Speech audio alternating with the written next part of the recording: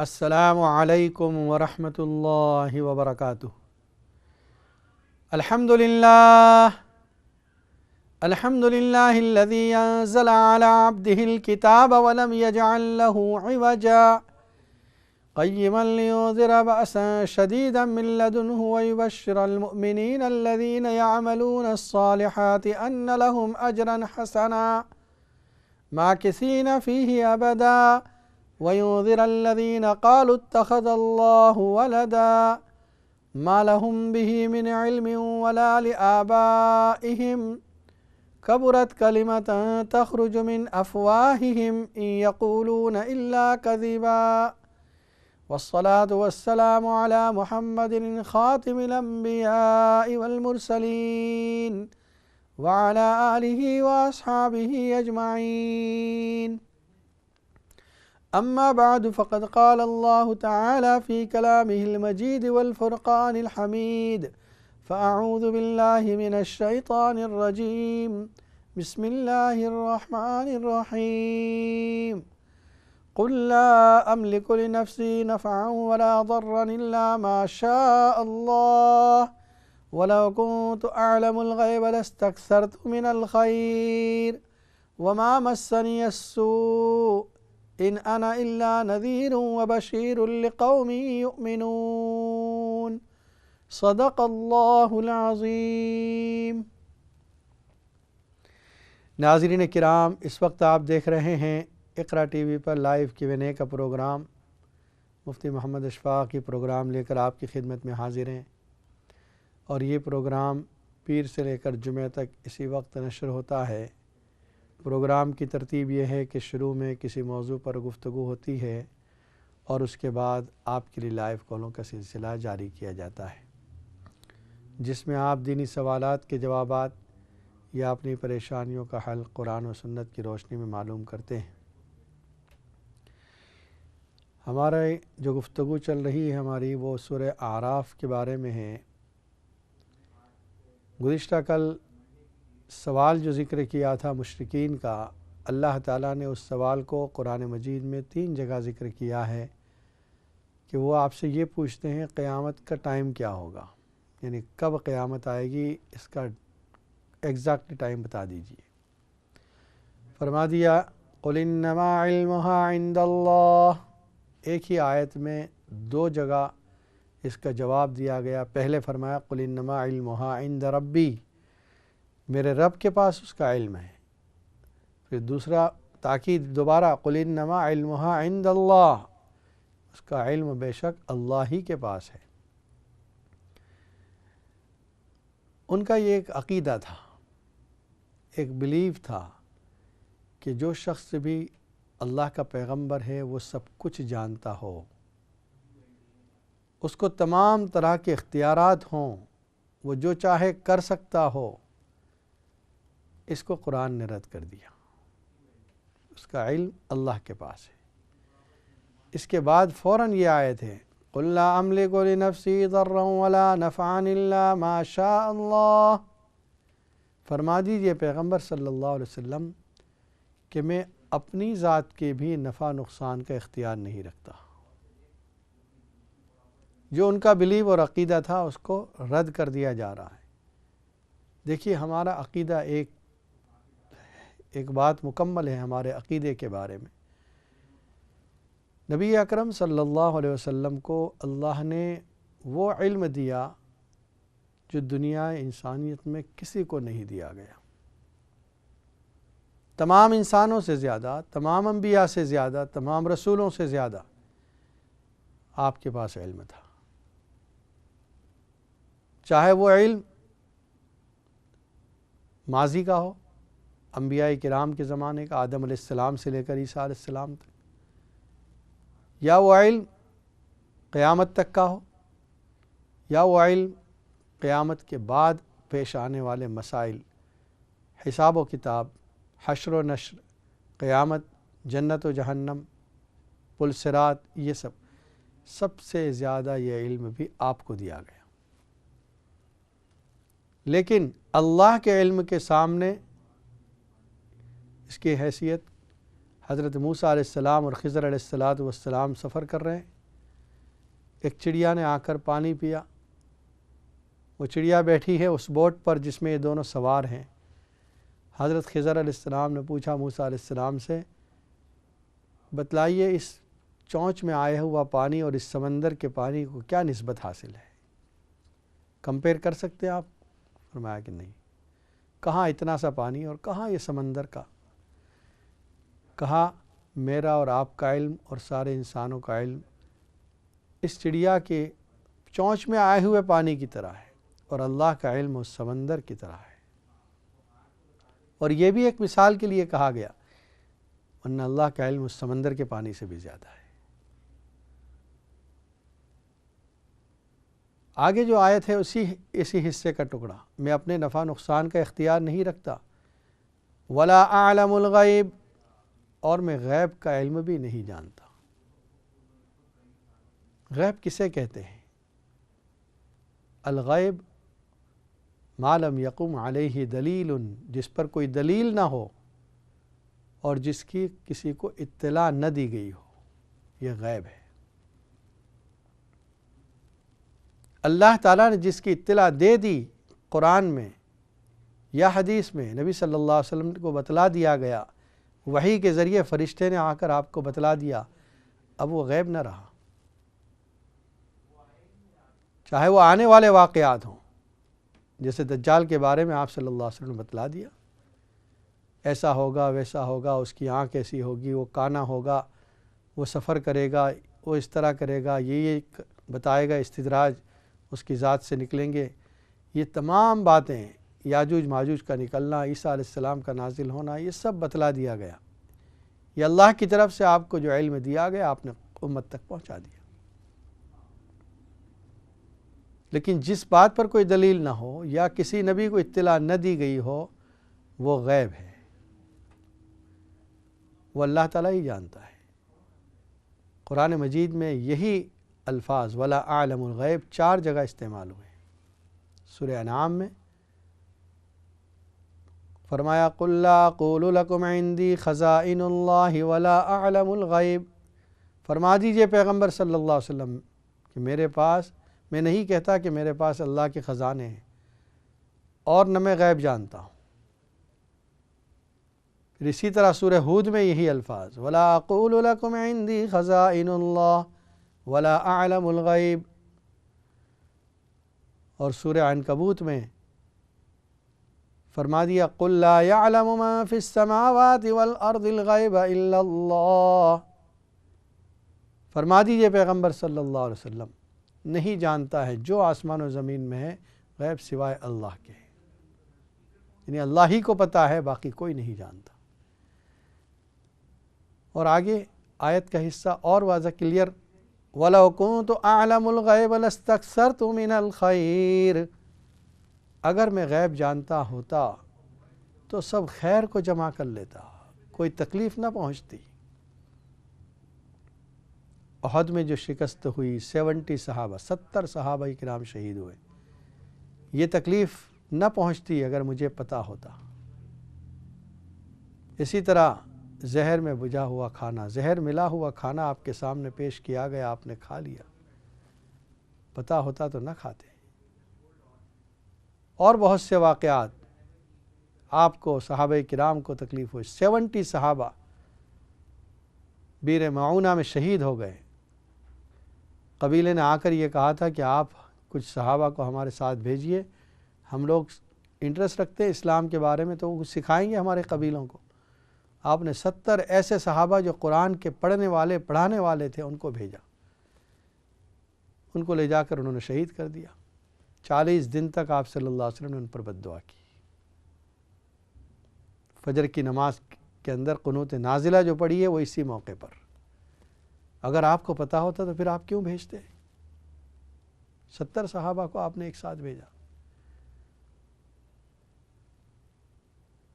تو میں سب خیر کو جمع کر لیتا، مجھے کوئی برائی نہیں پہنچتی۔ وَمَا مَسَّنِيَ السُّوءُ، اور کلیئر، میری زندگی میں اور ہونے والے واقعات میں مجھے کوئی تکلیف اور کوئی برائی نہیں پہنچتی، اگر مجھے سب باتوں کا پتہ ہوتا۔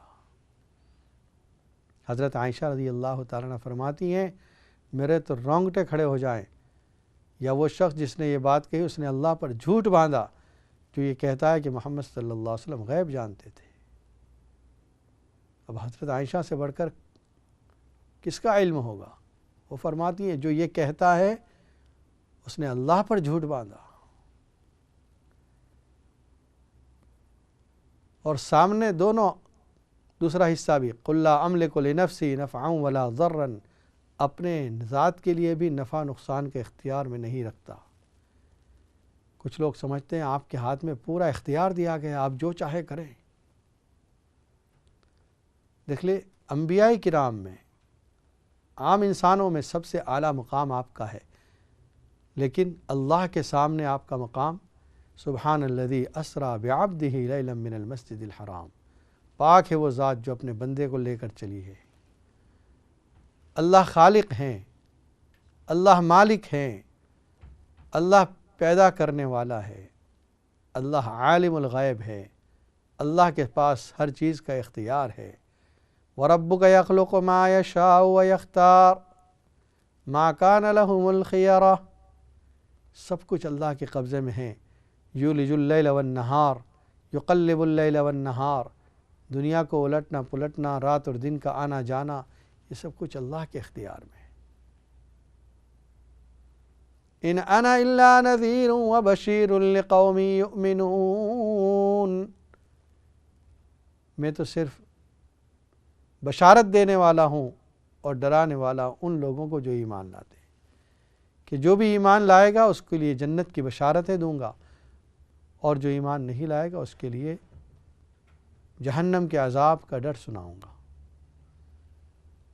یہ آپ صلی اللہ علیہ وسلم نے اپنا مقام بیان کر دیا، اور اللہ تعالیٰ نے آپ کا مقام واضح کر دیا قرآن مجید میں، کہ سب کچھ علم آپ کے اللہ تعالیٰ کے اختیار میں ہے۔ کل بھی یہ بات آئی تھی، مفاتیح الغیب، غیب کی کنجیاں اور چابیاں یہ اللہ کے پاس ہے۔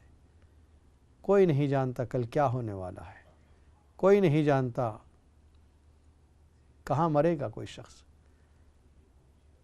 ماں کے رحم میں پلنے والا بچہ جنتی ہے جہنمی، اللہ کے سوا کوئی نہیں جانتا۔ اور بارش نفع دینے والی ہوگی یا نقصان دینے والی، یہ بھی اللہ کے سوا کسی کو نہیں پتا۔ قیامت کب آئے گی کسی کو نہیں پتا۔ ناظرین کرام، اس وقت آپ دیکھ رہے ہیں اقرا ٹی وی پر لائیو Q&A کا پروگرام۔ آپ کے لیے سوال و جواب کا سلسلہ جاری کیا جاتا ہے۔ اگر آپ کے ذہن میں کوئی سوال ہے یا آپ کسی پریشانی کا حل چاہتے ہیں تو اسٹوڈیو کے نمبر پر فون کر کے معلوم کر سکتے ہیں۔ ایک کالر لائن پر موجود ہے۔ السلام علیکم ورحمۃ اللہ وبرکاتہ۔ وعلیکم السلام ورحمۃ اللہ وبرکاتہ۔ مفتی صاحب، جی، I want to speak to you about something after the program. Can I call you after your program finishes? یس، السلام علیکم۔ اور ایک کالر لائن پر موجود ہے۔ السلام علیکم ورحمۃ اللہ وبرکاتہ۔ السلام علیکم۔ علیکم السلام۔ جی مفتی صاحب، میرے چھوٹے چھوٹے ایک دو سوال ہیں۔ جی فرمائیے۔ جی پوچھنا تھا، ہم جو قبرستان پہ جو قبر ہوتی ہے، کیا اس پہ وہ پھول کا پودا وغیرہ لگا سکتے ہیں یا نہیں لگا سکتے؟ ٹھیک ہے۔ اور دوسرا میرا سوال ہے، سنت نماز میں اگر ہم الحمد شریف کے بعد کوئی دعا کلو شریف پڑھنا بھول جائیں تو کیا سنت میں بھی سجدہ سو کرنا چاہیے یا صرف فرض میں ہی کر سکتے ہیں؟ ٹھیک ہے، انشاءاللہ بتا دیں۔ اور میرا تیسرا سوال ہے چھوٹا سا، جو زکوٰۃ جو دینی ہے، یا اگر کسی بندے پر وہ اس کے کریڈٹ کارڈ کا قرضہ ہے یا انہوں نے گاڑیاں وغیرہ لی ہوئی ہیں، کیا ان پہ بھی فرض ہو جاتی ہے یا نہیں؟ فرض مطلب زکوٰۃ دینا یا وہ زکوٰۃ لینا؟ کیا زکوٰۃ دینی ہو تو وہ دے سکتے ہیں، اگر ان کے اوپر قرضہ ہے کریڈٹ کارڈ کا یہ وہ، تو کیا پھر وہ دے سکتے ہیں زکوٰۃ یا نہیں دے سکتے؟ یہ میرے سوال ہیں۔ ٹھیک ہے، انشاءاللہ بتا دیں۔ السلام علیکم۔ اور ایک کالر کی طرف بڑھتے ہیں۔ السلام علیکم ورحمۃ اللہ وبرکاتہ۔ وعلیکم السلام ورحمۃ اللہ وبرکاتہ۔ جی فرمائیے۔ بھائی جان، میں یہ بات ہے کہ میں پہلے 8-10 سال ہو گئے ہیں مجھے اللہ میں گاڑی بھی چلاتا تھا، کام بھی کرتا تھا، سب چلتا تھا. ایک دن اچانک ہوا کہ میں چلنے سے چل نہیں سکا. اللہ تو پھر میں بیڈ کے اوپر ہی تھا. پھر مجھے ایک فریم دیا، فریم سے میں ٹوائلٹ جاتا ہوں، غسل خانے میں جاتا ہوں، تو اللہ. وہاں سے نکل آتا ہوں فریم کے ساتھ. تو مین پیر میں ابھی تکلیف ہے کیا ہے؟ جی تکلیف کون سے حصے میں؟ پیر میں ہے؟ پیر میں نہیں، ہپ میں. اچھا ہپ میں ہے. اچھا، تو وہ جو انہوں نے کہا تھا کہ آپریشن ہوگا، تو میں ڈر کے آپریشن نہ کرا، تو اس کی وجہ سے میں چلنا بیکار ہو گیا. اللہ ابھی انہوں نے چیک کیا، پھر سے ایکس رے نکالا ہے، سارا کچھ نکال کے انہوں نے کہا ہے کہ تیری برین ہے وہ ڈیمیج ہو چکی ہے، اللہ ابھی تجھے آپریشن کرانا پڑے گا. آپریشن کے ساتھ یہ ٹھیک ہوئیں گی، تو اس کے بعد پھر تو سلولی شروع ہو جائے گا. اچھا تو ابھی یہ 29 تاریخ کو میرا فیصلہ تھا ادھر جی جی ڈاکٹر کے پاس، سرجن کے پاس، کہ انہوں نے میرا آپریشن کرنا ہے کہ آپریشن کے بغیر بھی کوئی کام ہے، اس اچھا کا علاج ہے تو وہ کر سکتے ہیں، جی نہیں تو آپریشن چلے گا. ابھی میں آپ سے رائے یہ پوچھتا ہوں کہ کیا میں آپریشن کرا لوں؟ ٹھیک ہے انشاءاللہ بتاتے ہیں. ٹھیک ہے السلام علیکم. اور ایک کالر کی طرف بڑھتے ہیں. السلام علیکم ورحمۃ اللہ وبرکاتہ. وعلیکم السلام ورحمۃ اللہ وبرکاتہ. میرا ایک سوال ہے جی کہ اگر کوئی بیمار ہیں تو جرابوں پہ مسح کر لے سکتے ہیں؟ جی کتنے دیر تک رہ سکتا ہے وہ مسح؟ 2 دن یا 1 دن؟ ٹھیک ہے انشاءاللہ یہ بتاتے ہیں. اچھا وہ بتائیں. اور میرا ایک آپ سے ریکویسٹ ہے یا سجیشن ہے سمجھیے جی کہ جب آپ آیت سے وہ پڑھتے ہیں نا، تو اگر از اٹ پاسبل کہ اس پہ نمبر، آیت کا نمبر، پوری آیت اگر نہیں بتا سکتے تو خالی نمبر بتا سکتے کیا؟ شروع میں جو خطبے آیتیں، میں کون سی ہاں جو آیتیں پڑھتے ہیں تفسیر کے لیے؟ ماشاءاللہ میں روز دیکھتی ہوں آپ کا پروگرام، جب اچھا بلا ناغہ میں دیکھتی ہوں آپ کا اچھا پروگرام، ماشاء اللہ بہت اچھا ہوتا ہے ماشاءاللہ. جزاک اللہ. اچھا ٹھیک شکریہ. ہے السلام علیکم.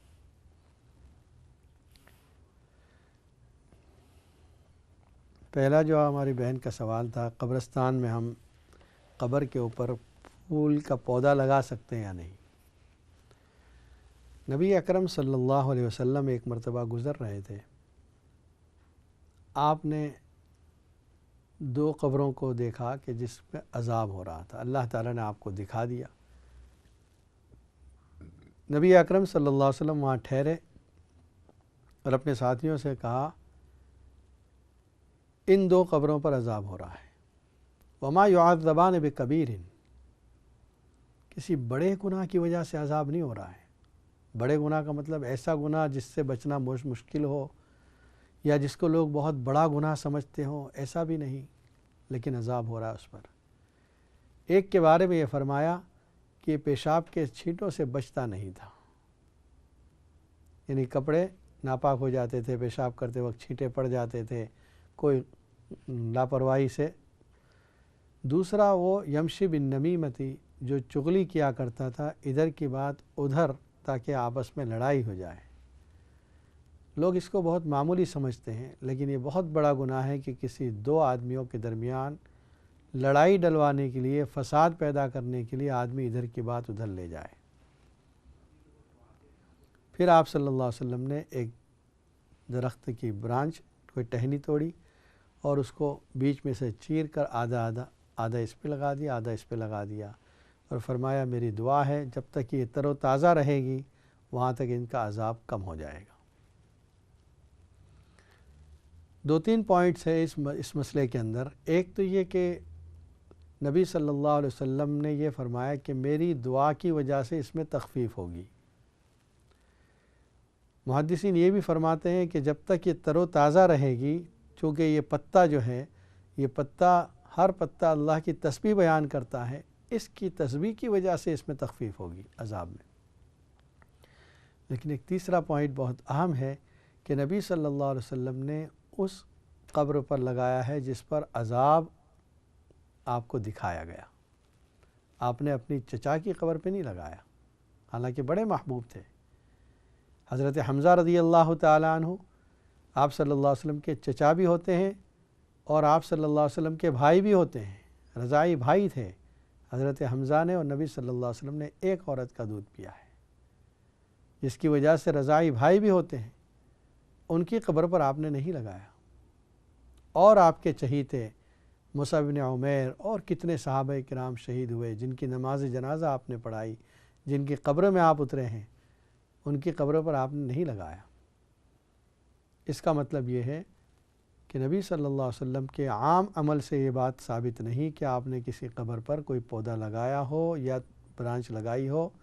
وہ جو لگایا تھا وہ مخصوص ہے ان قبروں کے لیے جس پر عذاب آپ کو نظر آیا. تو اب ہم جو پھول رکھیں یا اب ہم جو پودے لگائیں وہ کس کے لیے؟ ہمیں تو یہ تمنا ہے کہ ہمارا مرحوم اللہ تعالیٰ نے اس کی مغفرت فرما دی، ہم نے اس کے لیے پڑھ کر ثواب پہنچایا ہے. پھر بھی اگر آپ صرف ایک ٹہنی کے طور پر کچھ رکھنا چاہیں تو اجازت ہوگی نبی صلی اللہ علیہ وسلم کے عمل کی وجہ سے. پھول کا خرچ نہ کیا جائے اور نہ پھول لگائے جائیں، پھول ان کے کسی کام کے نہیں. دوسرا آپ کا یہ سوال تھا کہ اگر سنت نماز پڑھنے کے دوران الحمدوں کے بعد سورت ملانا کوئی بھول جائے تو کیا اس میں بھی سجدہ سہو واجب ہوگا؟ تو اس کا جواب ہے کہ جی ہاں، سجدہ سہو واجب ہوگا اس میں بھی. سیم جس طرح فرض نمازوں میں، اسی طرح سنت میں بھی، نفل میں بھی اگر جو واجب چھوٹ جاتا ہے تو اس کا مطلب آپ کو سجدہ سہو کرنا پڑے گا.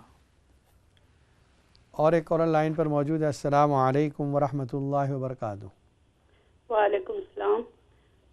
میں اپنے بچوں کے لیے پلیز کچھ پوچھنا چاہ رہی ہوں، مجھے بتا دیں کہ تین میرے بچے ہیں جی. تو بڑا جو ہے وہ بھی گھر چھوڑ کے چلا گیا، ہوم لیس مطلب ہو گیا. اچھا. تو دوسرا بھی اس کو بھی کوئی مطلب لڑکی بائی پسند آ گئی ہے، پولش لڑکی ہے. تو وہ بھی دھمکیاں لے رہے کہ میں نے چلے جانا ہے. بیٹی ہے وہ بھی ایسے ہی ضدی سی ہو گئی ہے. یہ تقریباً 1 ماہ ہو گیا میرے گھر میں یہ ٹینشنیں شروع ہو گئی ہیں. تو نماز باقاعدہ پڑھتے تھے، اتنا مطلب گھر میں پیار محبت تھی، لیکن ایک دم ہی پتہ نہیں کیا ہوا ہے، سخت ٹینشن میں ہوں. تو پلیز مجھے کچھ پڑھنے کے لیے بتائیں. ٹھیک ہے انشاءاللہ بتاتے ہیں، پروگرام دیکھتے ہیں. السلام علیکم. اور ایک کال لے لیتے ہیں. السلام علیکم ورحمۃ اللہ وبرکاتہ. وعلیکم السلام ورحمۃ اللہ وبرکاتہ. علامہ صاحب ٹھیک ہیں؟ الحمدللہ. آپ کیسے ہیں؟ جی جزاک اللہ خیر، دعائیں آپ کی. علامہ صاحب مجھے بڑی حیرت یہ ہوتی ہے کہ ولی اللہ جو ہیں وہ تو جنتی ہیں جی، کیونکہ انہوں نے دنیا میں جو کام کر گئے وہ آفرین ہیں ان پر.